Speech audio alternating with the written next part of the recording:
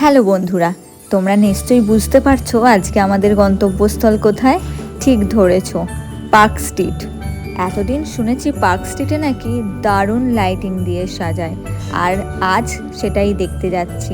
এতদিন দেখতে যাওয়ার সময় বা সুযোগ হয়ে ওঠেনি, তাই আজ তাড়াতাড়ি বেরিয়ে পড়লাম।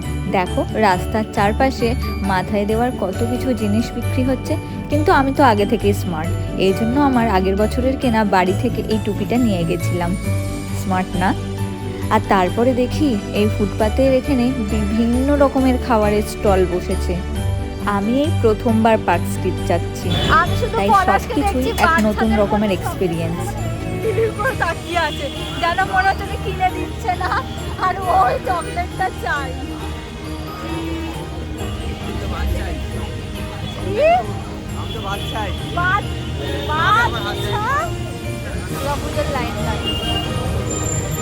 না না, এটা হচ্ছে যেন ক্রিসমাস, এই যিশু পুজো।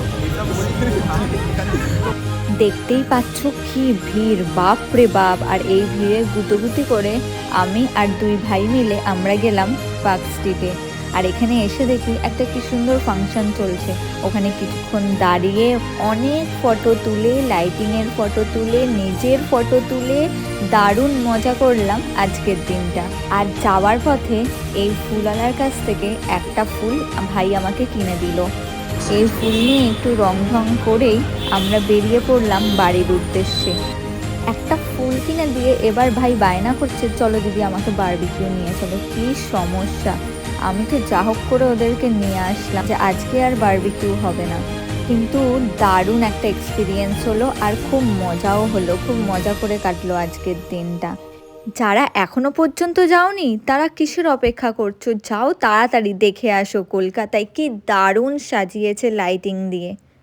তোমাদের কেমন লাগলো আমার এই ব্লগ অবশ্যই কমেন্টে জানিও। আর যারা আমার চ্যানেলে নতুন তারা অবশ্যই চ্যানেলটিকে সাবস্ক্রাইব করো, আর বেল আইকনটা প্রেস করতে ভুলো না কিন্তু। তাহলে দেখা হচ্ছে নেক্সট ব্লগে।